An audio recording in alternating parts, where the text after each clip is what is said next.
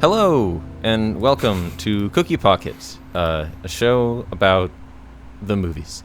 I am Zach, and I'm joined this episode by my usual co-host, Mitchell and Christian, as always. Hello. But we have, as has been the case on a lot of episodes this season, we have another voice in the call today.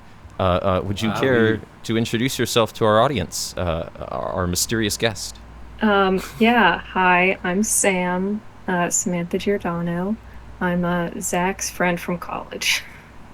I don't know if you want me to get into what I do. Yeah, sure. This is as much a promotional tool for you as it is an episode for us. Cool. So, yes. Yeah, I just graduated from Stevenson with Zach, also doing film, and I'm currently freelancing, mostly doing camera work, assistant camera stuff. So I'm excited to talk about movies because I don't watch a lot for somebody who says they study film. Okay, yeah. Cool. So we have a movie to watch and talk about today then, segueing kind of clunkily into the discussion. Because today we are going to be talking about Hour of the Wolf, directed by Ingmar Bergman. This is Ingmar Bergman's quote-unquote only horror film. We'll discuss that a little bit later. And is essentially, it's kind of similar to something like The Lighthouse or The Shining, at least in tone and story. It's about an artist, played by Max von Sydow, and his wife, played by Liv Ullmann, and they vacation on a little island off the coast. But one summer, when they go on their vacation, they find that there's a rich, aristocratic family that lives in a castle on the island neighboring them. And Johann, played by Max von Sydow, gets into this strange relationship with them, while their relationship also starts to become strained, both by his work and potentially by other psychological outside sources. It's kind of a difficult film to describe because it is very psychological, but I feel that's the general ticket. So as we always do, let's start with our overall thoughts. What did you guys generally think of Hour of the Wolf? I guess I can jump in. I was surprised, glancing at Letterboxd, seeing yours and Mitchell's ratings for this, that I seem to have given the highest rating of the three of us, because this definitely has the feeling of the type of movie that I would dislike in season one, or describe as confusing and pointless, or this is stupid 2 out of 5 material. But I really, really liked this. I have only seen a few Bergman films. I've seen this. Pretty recently watched The Seventh Seal for the first time, and then months ago saw Persona, and I think a little over a year ago now I saw the television version of Scenes from a Marriage. So that's the Bergman I'm acquainted with. And initially I was distracted because Liv Ullmann kept talking about Johann, which is also the name of the man, the character co-starring alongside her in Scenes from a Marriage. Oh. So I was like, this is like the most tonally confusing follow-up or prequel or whatever. But that confusion aside, I think these lead actors are awesome. I think they're...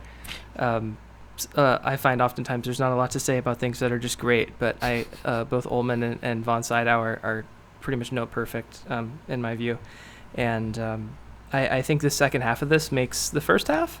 It's definitely a sort of slow burn, and as you touched on in the plot summary, I don't know that a lot of what it does here is very literal, but I think the sort of like jealousy angle of the couple and the way that plays into this like horror angle, I think they enhance each other. And I really liked the sound design on this in particular, like the way specifically the sound that the crows make whenever they pop up out of nowhere. It's very visceral and disturbing and distracting, and it almost doesn't really sound that much like a bird, and it's definitely not the sound effect I would imagine any studio coming up with today.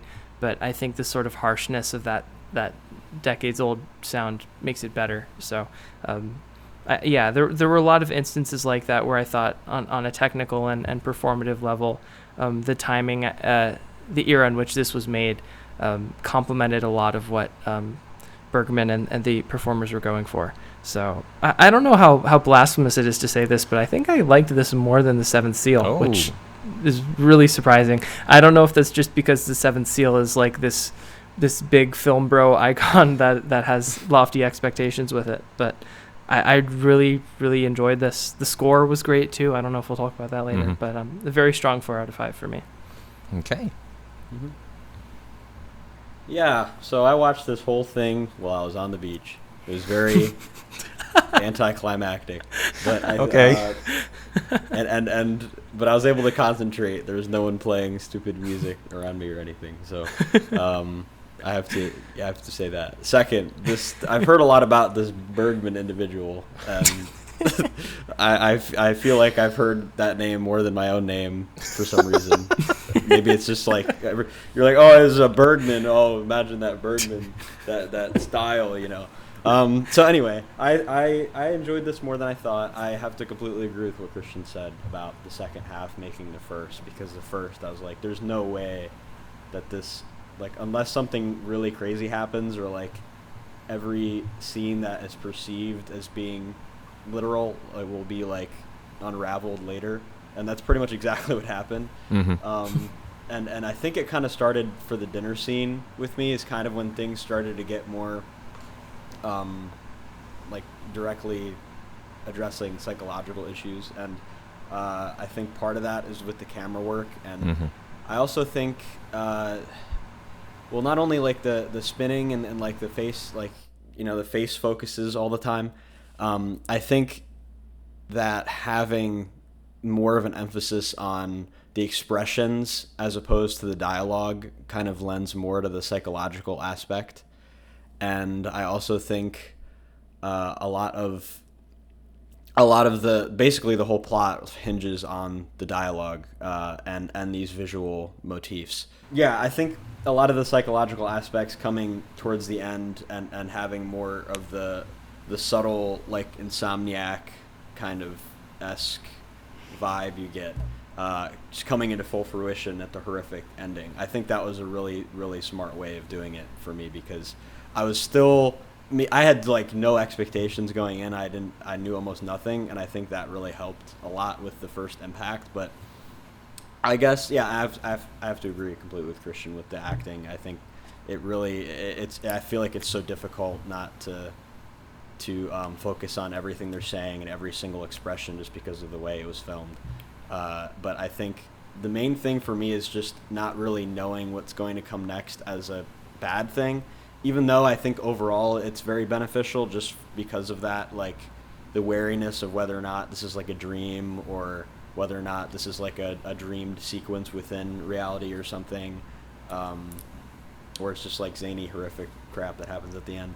But I think just it kind of started to feel like one thing after another, except like towards the last 20 minutes maybe. So like maybe like the middle act, I guess, was the most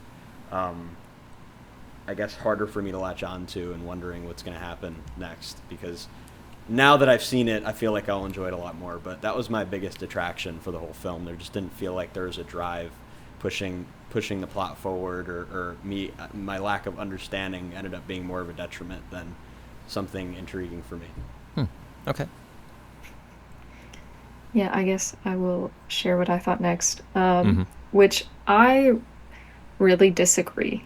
I did not enjoy, especially the second half of the film. Like, I it's not that I dislike the film. Like, I think it is a solid, like, 3 out of 5 for me, if I had to put a number on it. But I did not care for Johan, like, even a little bit. And I felt like in the second half, we were really focusing on him. It felt like he had taken on, like, the protagonist role, and I just could not care less. I did not like that man. I felt like I wasn't set up to like that man. I felt like Alma was our protagonist, and I really enjoyed when we were following her. Like, speaking of it as like a psychological horror, I felt like the psychological horror of her situation in it. But he just bothered me the whole time, and I was not sympathetic with him at all. So in the second half, when we're mostly focusing on him, it bothered me, and then in like the very end, it felt like Alma had sort of become this like accessory for his like, so that we pity him more. Okay. And that really lost me. But as a Bergman film, I love the visuals of it. I mean, I feel like that's just kind of inherent to any Bergman film that I watch. I'm always intrigued by the cinematography and the pacing and the way that like the shots just kind of feel like paintings that I am glad that they last so long for. Like I'm glad they're not getting all this coverage and cutting between different shots because I like looking at the compositions a lot. But those were my main overall thoughts. Okay. Yeah. We'll dive deeper on a couple points a little later. Okay. Specifically, I am glad you brought up Johan being unlikable, because I do want to touch on that a little bit later and whether or not that is deliberate. In terms of what I thought of the film overall, I mentioned in my Letterboxd review that this was the second ever Bergman that I watched after The Seventh Seal. I saw The Seventh Seal in high school because I was getting into movies, and Seventh Seal is the big movie. And so I saw it and I thought, what a movie. But I don't really think I understood it until I rewatched it in college.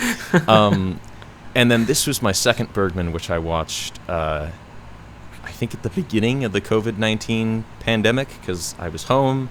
And so I thought, time to watch more Bergman. This is his horror film, so this will be fun. And at the time, I think I wasn't especially interested or entertained by it, but I gave it kind of a blasé 3 out of 5 because I felt like I should. Now on a rewatch, I feel like I get a lot more out of it, but I don't think I enjoy it anymore. Thinking back, maybe this is like a low 4 instead of a 3 for me, because looking at my Bergman rankings, is this really not as good as Sawdust and Tinsel?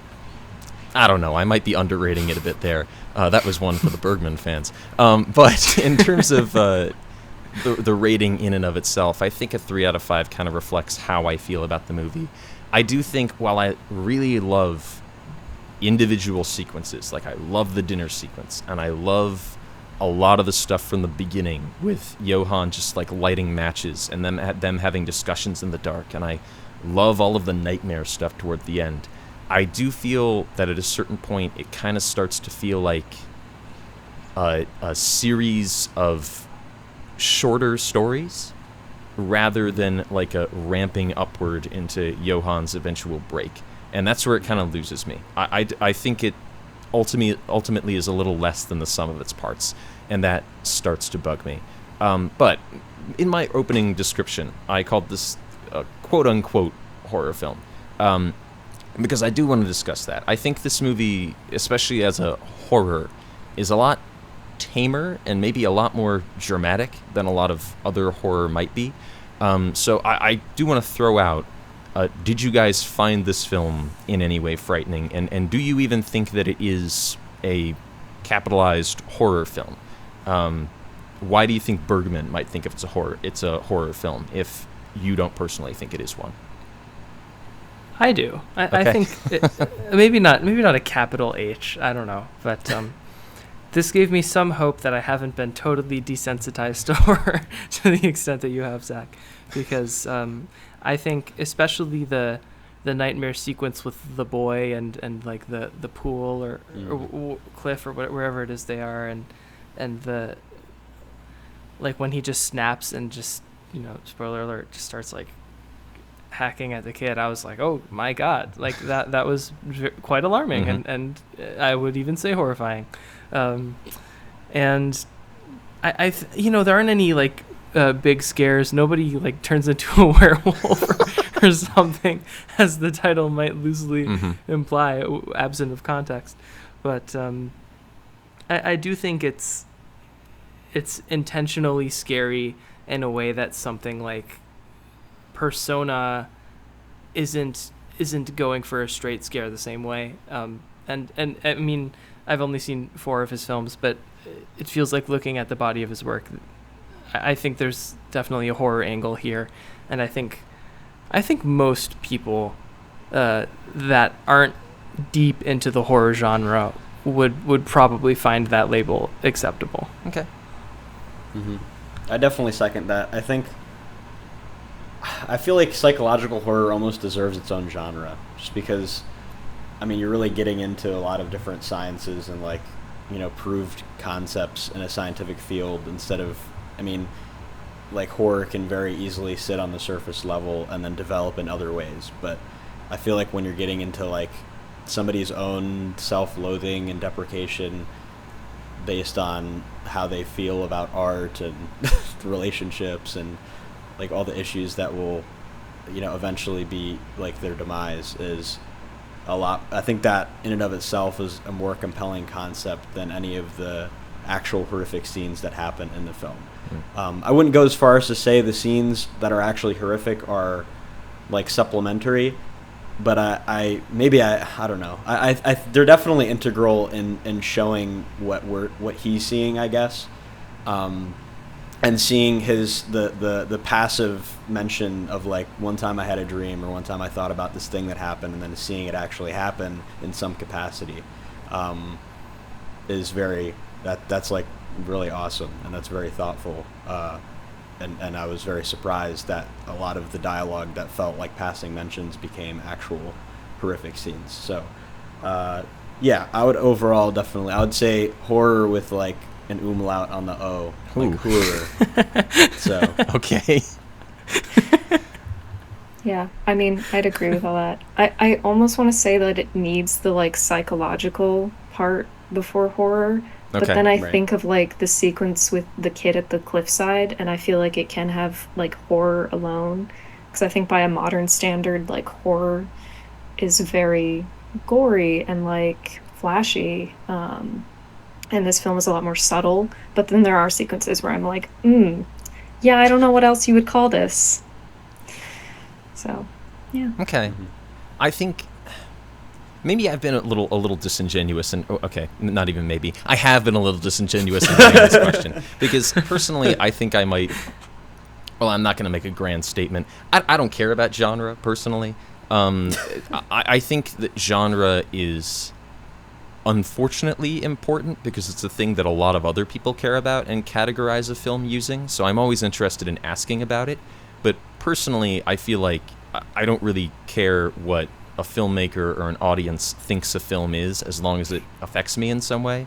One of my favorite filmmakers is David Lynch, and he makes films that are frightening, that are funny, that are occasionally soap operas. They're basically impossible to categorize, but they're still very enjoyable, and they're still very artistic, and they make me think more than maybe any other film I've seen.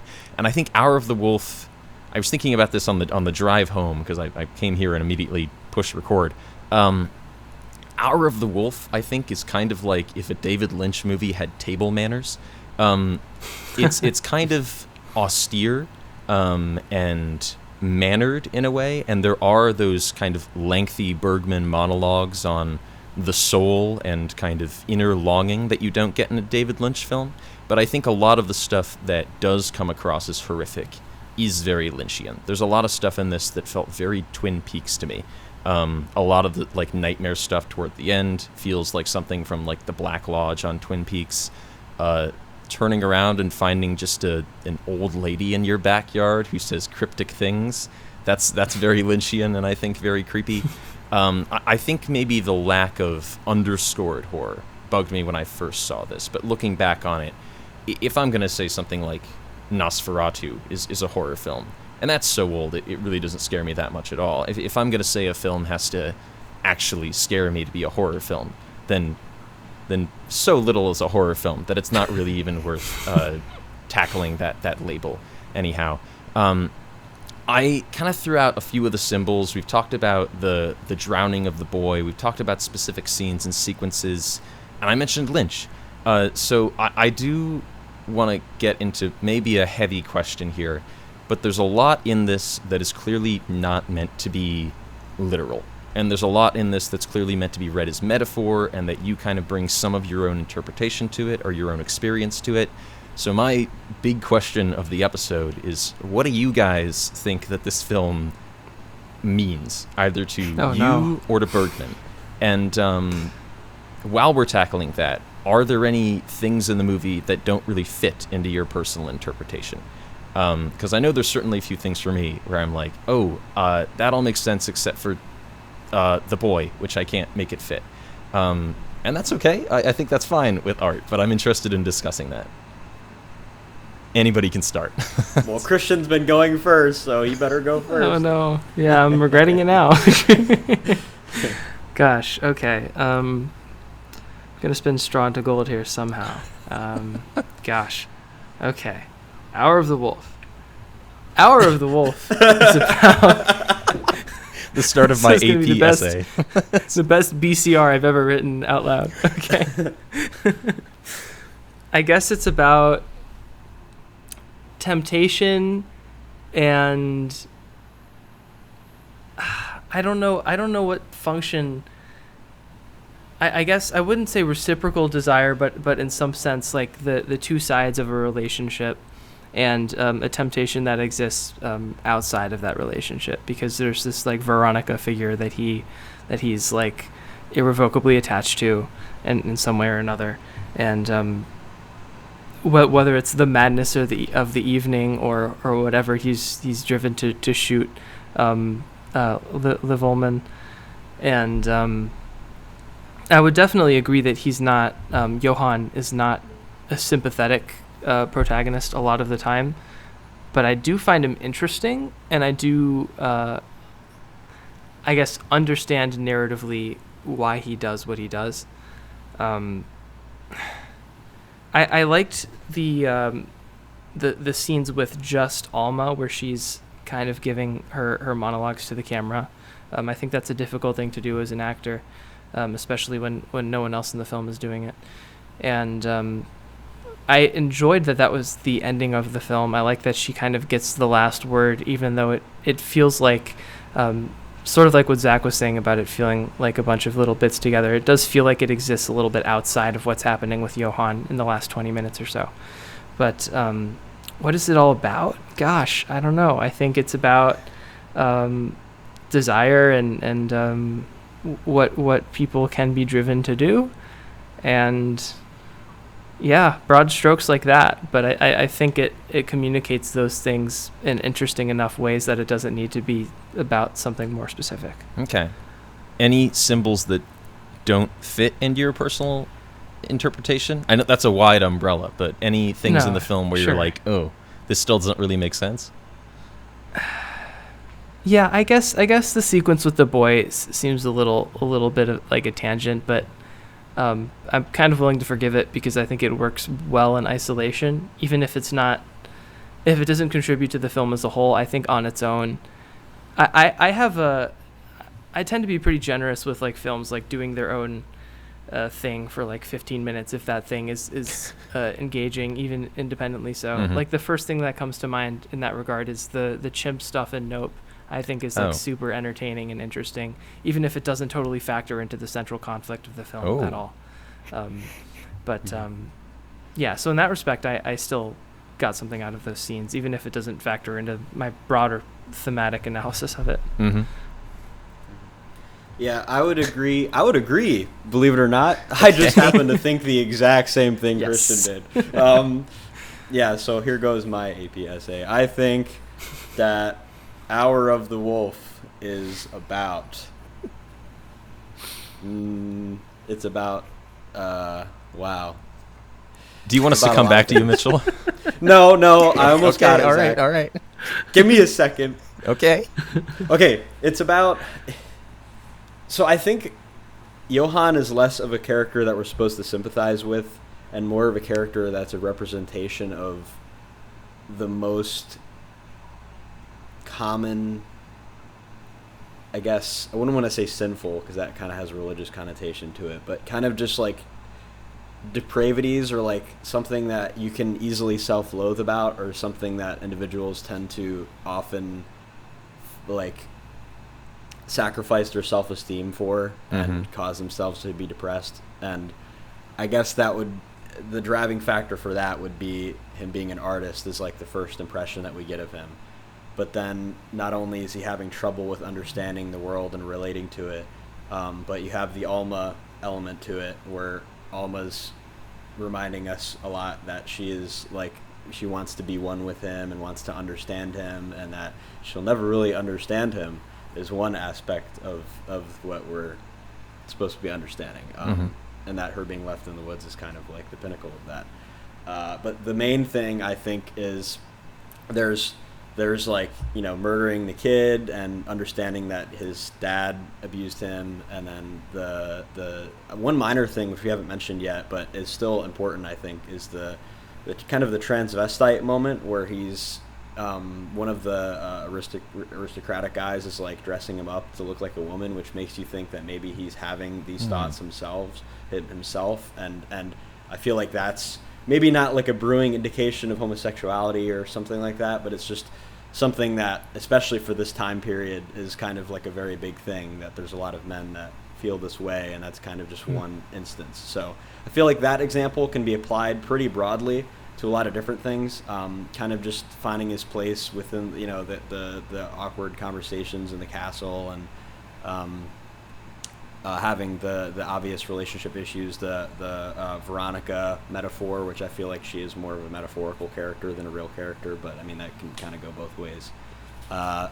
So yeah, I think that's pretty much broadly applicable. I guess I would have to agree in that sense that the child murdering scene might have gone too far, but I think it's almost necessary thematically to have one of those situations go too far, especially because it's relatively early in this. I'm not sure exactly when, but there's a lot that goes on after that scene. Oh yeah. So I'll say that is kind of like the first major indication that something's seriously psychologically wrong, and that these nightmares are definitely a projection of his own self-loathing. So I think that's kind of the main theme that's prevalent. Okay. Yeah, I took 3 pages of notes that I was not expecting to while I was trying to figure out what this film meant. I mean, they're pretty small, like, notes, but, like, I really Highlighting, struggled. I did. That looks very legitimate to me. I didn't write nothing. Leftover from film school. But, yeah, I think when it comes to figuring out what does it mean, what does it all represent, for me, it kind of comes down to who the film is really about. And I think it is kind of somewhere between Johann and Alma. I don't think it's entirely about one or the other, as tempting as it is to make it about one or the other in, like, my own perception. And I think in Johann's perspective, I think these characters and these things that, like, haunt him are, like, inner demons is just the word I would use, and I don't feel particularly compelled to try to explain every single one as like, oh, the man that turns into a bird is, this thing. I think he's somebody who's, like, losing his mind, and I think that when you're suffering that way mentally, it doesn't always make sense. There isn't always a reason for everything. I don't know if that's what Bergman meant, but that's kind of how I see it, where it doesn't all have to add up. It seems like he's fighting a lot of inner desires that he doesn't know how to address, because to me, he wants to hit people that annoy him and be with this ex-lover, but that's morally wrong, or it's taboo, or, this, that, or the other thing, which I think could be an explanation, but like I said, I don't feel the need to pin down every single moment and fit them into, like, an explanation. But in terms of, like, Alma's perspective, which I find personally much more interesting, I think it is just about, like, watching somebody you love and that you thought you had a life with, like, fall apart. And I wish the film had gone into that more. Like, in the end, it feels like she never talks about the fact that she's pregnant, that she, like, is expecting a child with this man that just disappears on her. And that, to me, is, like, psychologically horrifying, to be pregnant and then have, and I don't know if this is a major spoiler, have your husband shoot you. Like, and I wish she'd gone more into that, because then I think it becomes more clear that, like, everything that Johann experiences doesn't need to be explained. It's more about the impact on her and their relationship, to me. Okay. Yeah, I'm not going to say I cheated, but I did do some research on the film as the host. And I think the film and a lot of the kind of cryptic stuff in the film really opens up when you realize that Bergman and Liv Ullmann were married at the time, and she was pregnant with his child. Oh. So I think this film is kind of like Sam was saying, is very much.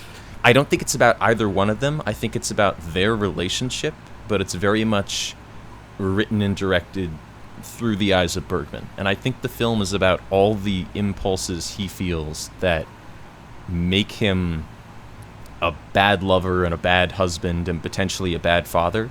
And I think that comes in a variety of different forms. And that's kind of, I think, where a lot of the horror comes from. So I think a lot of the stuff with the weird nightmarish aristocrats, a lot of those visuals in kind of the end of the film were based directly on Bergman's own dreams. But I think their presence very much kind of represents the upper class life that he leads as a prominent artist and filmmaker, and that how that kind of divides him from Liv. And then we have kind of the angle of whenever she's talking about, wanting to be with him forever, Johann, who sort of is kind of the representation of Bergman, never really appears very interested. And sometimes I think that's kind of her descriptions of them wanting to be together are, I think, portrayed as the frightening thing in the scene. Where, so for instance, there's the one scene, and maybe this just reflects my own opinions on relationships as well, so I shouldn't open up too much here. But there's the scene where she's talking about how, like, we could get so old together and we would just be two shriveled, identical people with the same facial expressions. And the way that's directed, I'm thinking, that's horrifying. That's like body horror. And Johann doesn't appear all that frightened by it, but he is certainly non-committal. And so I think there's also kind of the representation of his lack of commitment, maybe his lack of long-term commitment to their relationship. And I think the reason that they don't really get into the pregnancy that much, because I do agree that even though apparently she was written as and pitched to Liv as, I've written a pregnant character. Would you be interested in playing this character while you are pregnant? The film touches on it vanishingly few times. I think partially maybe because she hadn't given birth yet, so they didn't know, or Bergman didn't know, what bad things can I do after this child is born that I can channel into Johann. I feel like if they had been later in their relationship when he wrote this movie, it's quite likely there would have been additional stuff in how Johann is as a father and his failings in that department as well. But similar to Mitchell and Christian, the one thing that I can't figure out how to fit into that interpretation is the murder of the child.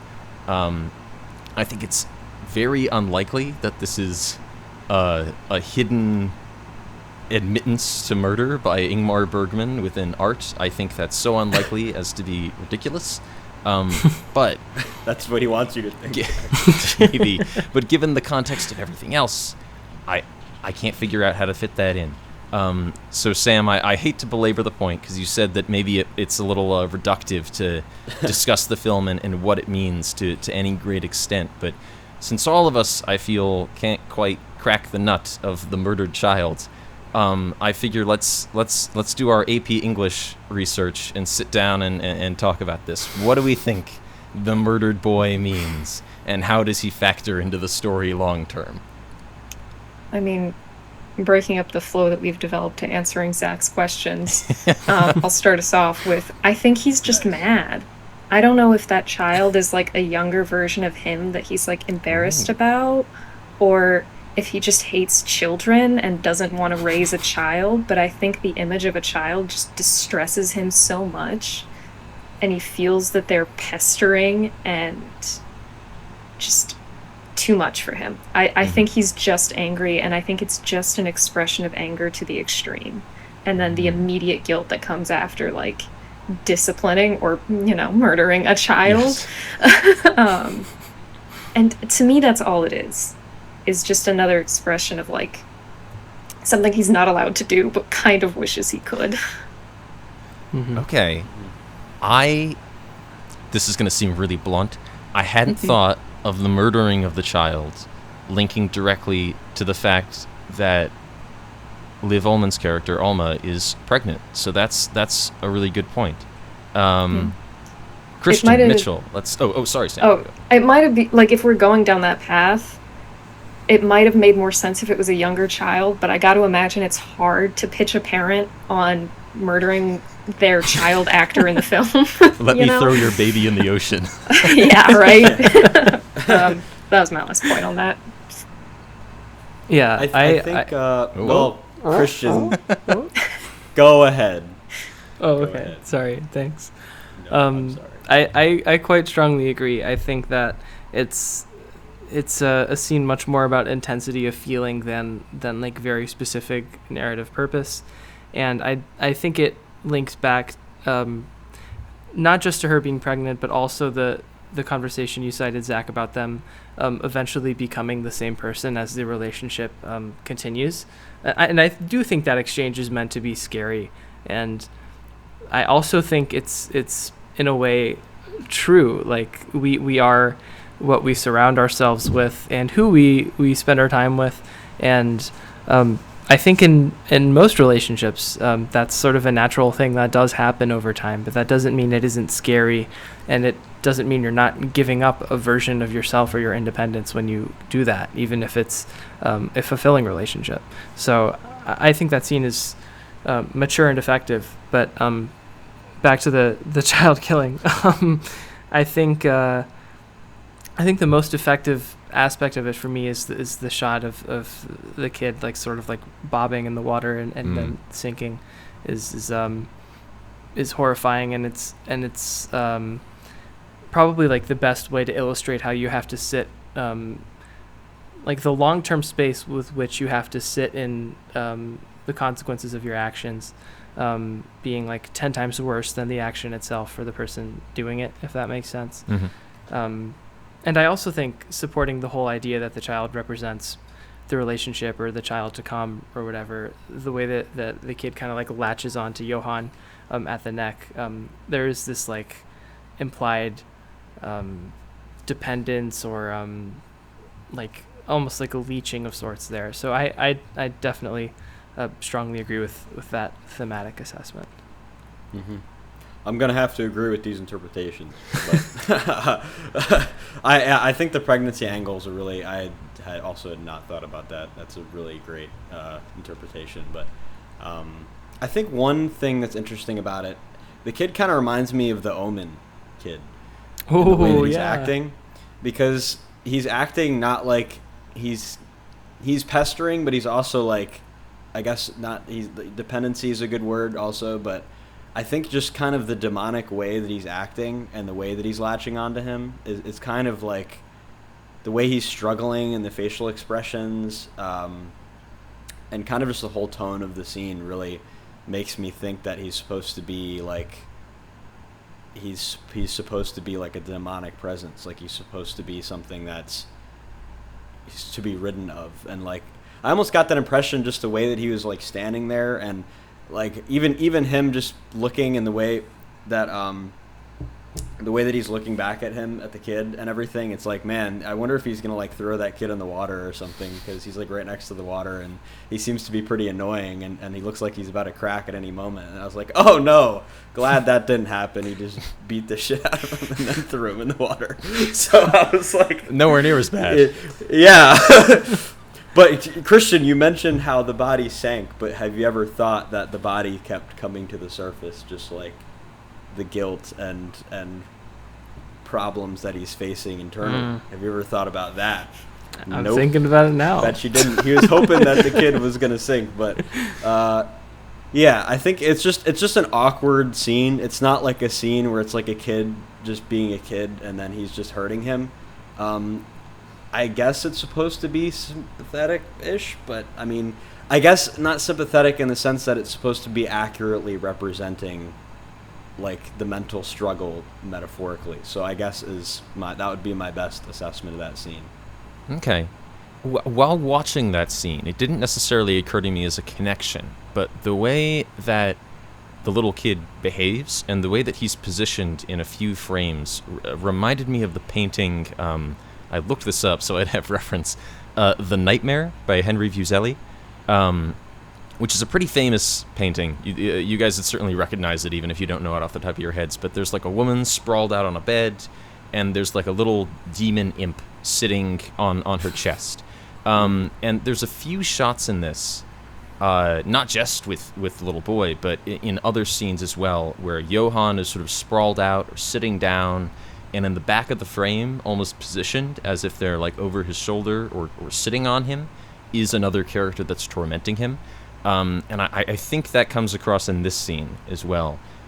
So yeah, maybe that is deliberate, and maybe the idea is that this boy is Johann's own kind of nightmare representation of what it would be like to have a child or other responsibilities, and his rejection of those. I'm glad we had this discussion, guys. I feel like I've learned more about this film. That being said, though, that kind of takes us through all of my kind of initially written out questions. Anything we didn't cover that you guys wanted to discuss? Any final thoughts? I still kind of want to get into why I don't like Johann, and I Sure. think it's intentional that Yeah. we're not supposed to like him, but I feel like that's a fault of the film. Like, I Okay. feel like we should if I want to be invested in the second half of it.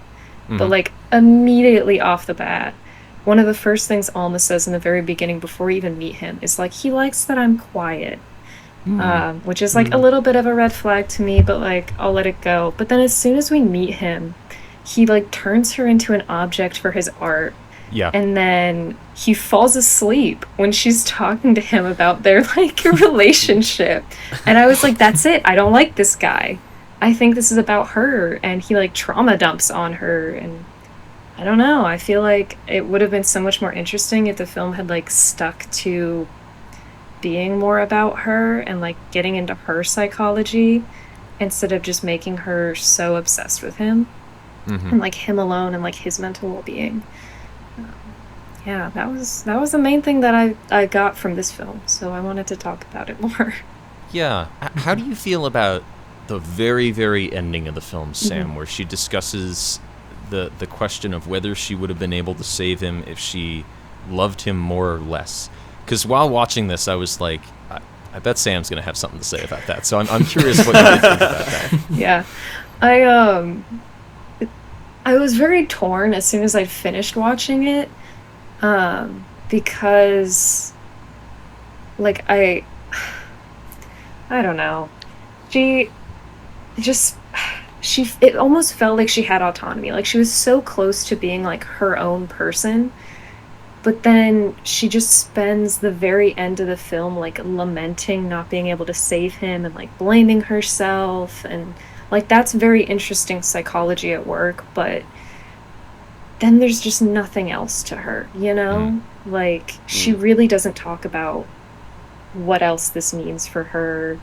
And I thought it was interesting how she talked about how what he was seeing became what she saw because she loved him so much. But, like, the way that the like, third act of the film kind of treats her makes that whole thing just kind of fall flat for me. I don't know. I did think that last little line about loving him less or more went very hard, though. I thought it was cool writing. Okay. Yeah, I do agree with you that I think that the first half of the film certainly is we're meant to be sympathetic towards Alma, and I don't think it. I mean, the more I talk about it, the more I think it reminds me of The Shining, specifically the film version. Yeah. Where as soon as they get in that hotel, even beforehand, you get the impression that Jack is not a very nice guy. And I think you're worried about him because Wendy is worried about him. And I think maybe the second half is kind of going for that, where you're worried about what's going to happen to Johann because Alma cares about him so much. But then again, we're led to believe that Alma is dead by the time the second half is rolling around. So that would kind of dissipate any sympathy we might have developed on account of that connection. So yeah, I do think I kind of agree with you now that we're discussing it. Maybe that is kind of a weakness of the second half. Mitchell, Christian, do you guys have any thoughts on this point? Is she definitely dead? Because doesn't she mention that the bullet like grazes her hand or something? She does. So she is alive, but at least when I watch that scene, I feel like I'm meant to believe that, oh, Johan shot her 3 times, she's dead. Did you guys not feel that way, though? That's another thing we can Anything's talk about. possible, Zach. Well, I know anything's possible. I think it's ambiguous. That was my first assumption, too, but then I think it's meant to be unclear. Okay.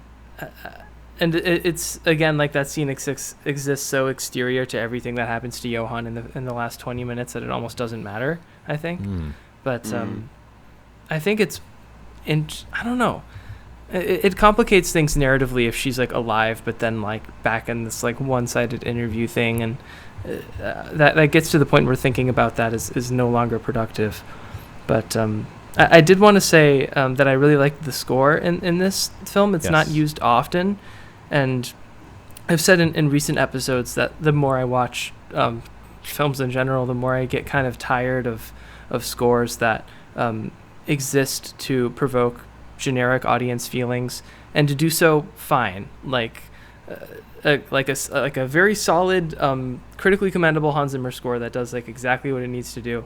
I'm just like tired of that space always being filled to try to like activate this like automatic sympathetic reaction from me. Like I'm a little tired of scores being used that way, just because the more I watch film, the more I realize how many of them do it, and it's not really a fault of any of them so much as a just like a common mode of going about it. So I appreciate that a lot of this is unscored, and then when it is scored, in the horrifying sections, it's really intense and jarring, and communicates a feeling strongly.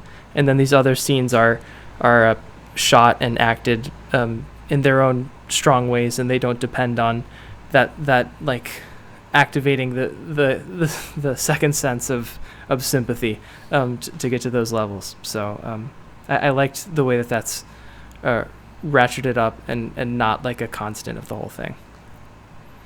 Yeah, I think especially like thinking if you added like 1 second of music at all in No Country for Old Men anywhere, I would be very mad. Because like a lot of that film is dependent on auditory cues and things like that. And wholeheartedly agree with that. I think it adds, it makes the scenes perceptibly more grounded, but also adds a lot of interpretation to how you're supposed to be feeling. So I also think I want to mention that the subtitles did not bother me nearly as much. I think this is like one of the first films where we haven't even mentioned the fact that it was in a different language. I guess that's Christian. It's the onus is on Christian for that. But maybe it's because it's not Italian horror. But it's not Black Sabbath. It's not dubbing. That's why. Yeah, and I think that with how much of the film is dependent on expressions is really telling of how significant that can be, I guess, in a film like this. And like I was not at all distracted by reading the subtitles, or like I was fully convinced of the performances, and I thought that was definitely something to mention. Right. Yeah, I always don't notice the scores quite much in the films as you do, Christian. Your being a music man and my being a not. However, I do really like the horn stings in this film, and you could take those exact same horns and put them in a different movie, and I would think they were really corny, because they kind of are, but in this context, they're used very well, and they're used to kind of break up the tension, and they're used so sparingly that I do think they really work and kind of emphasize the horror. On a final musical point, I did want to ask you, Sam. We're both fans of the band Surf Curse, and I know that the reason you picked this film is because they have a song named after this movie. So final quick question before we move on to our wrap-up. Do you think that song actually has anything to do with this film, or is it just a cool title? No, I think it's just the title. Yeah. I think it misled me. I felt exactly the same way when I watched it this time. Because the reason I found Surf Curse and that song is because I watched this movie and was looking for like online reviews of it. And the music video kind of has some stylistic similarities, but yeah. See, I was the exact opposite way. I found the song first, but I haven't seen the music video, so I will check that out. Okay. Well, that being said, we're going to move on from Hour of the Wolf to our wrap-up, including our most perennial segment on Cookie Pockets, the Rundown. We've been doing the Rundown since Season 1. At that time, I was the subject of the Rundown. Now it is Christian's turn. I'm the Sam, Birdman, watch Mitchell, and I are going to take turns slinging different terms from the film at Christian within the space of a minute, and he has to give them a quick rating out of 5. This is just a bit of fun nonsense. Mitchell, what's the order going to be for the Rundown? The order will be Sam, Zach, and Mitchell. Okie dokie. being Mitchell. Alrighty. Christian, are you ready? Sure. Okie doke. Does everyone have the Rundown open? It's down. I'm Excellent. going first. I'm so yes. scared. Yes, okay. All right. We will begin once I open my timer and set it to a single minute in 3, 2, 1, go. Hold the work opening titles. 3 out of 5. Up you go, fatty. 2 out of 5. Dower Island Living. 3 out of 5. Romantic portraits. 4 out of 5. Identical wrinkled portraits. 3 out of 5. Dreaming on Schedule. 3 out of 5. Castle. Oh, I didn't really speak. Castle Neighbors. The 4 out of 5. Seeing the Mark. 3 out of 5. School Council Reviews. 2 out of 5. Walking in the park. 3 out of 5. Budgeting. 2 out of 5. A Grocery List. 3 out of 5. Burning matches. 3 out of 5. High contrast flashbacks. 4 out of 5. 3 Shots. 3 out of 5. Foot fetish. 2 out of 5. 2 out of Removable face. 3 out of 5. Eyeball Beverage. 2 out of 5. Dancing on the ceiling. 4 out of 5. Oh. It's now. Wow. Dang. I should have given it a 1. That was I a- don't know. I'm so locked into the 4-3-2 pattern that I didn't say 1, but I should have. I give it the 4. I'm so I- sad we didn't Oh, get no, to go the ahead. second to last item on the list. Yeah. Yeah. I do have to say, when... Oh, no, now I'm giving myself away. When I put foot fetish on the list, I was almost sure that Mitchell would order it in a way that I ended up with that term. So I would like to apologize to you, Sam, for that. I don't have that kind of forethought. I'm sorry. I But do. all right. We're Yeah, coming to the Christian end does. of our episode on Hour of the Wolf. Thank you for being here, Sam. Is there anything you'd like to plug before you go? Nope. I have no online presence. Do you mind if Yo. I plug your film? Sure. I guess you were my producer, and I should Sure. be doing that. Yeah, so I produced a film that Sam wrote and directed this past semester at university, which will hopefully be going out to some festivals pretty soon, within the coming year. So keep an eye out for projection at your local film festivals. And if not at your local film festivals, online somewhere in the coming year. Pirate Bay. Thank you, Zach. Okie doke. Well, before we go, let's preview our next episode. Christian, what are we going to be talking about next time? Right. So this season, I think all of my films that I've chosen to discuss have been films I've never seen before, with the exception of this one, which is now branded as a Hulu original, but did decently in the film festival circuit a few years back. We will be discussing On the Count of Three, an indie film directed by and starring Jared Carmichael, also starring Christopher Abbott, about two best friends who decide that they are going to assist each other in committing suicide. And from there, it blossoms into a bizarre and fun and sad and a lot of different types of dark comedy. And we may or may not be joined by another guest on the podcast, who's to say? But it'll be a fun, enlightening discussion, I think. So we hope to see you there. All right. If you're a fan of fun, enlightening discussions, tune in next time to Cookie Pocket. Until then, thank you again for being here, Sam, and good night, everybody.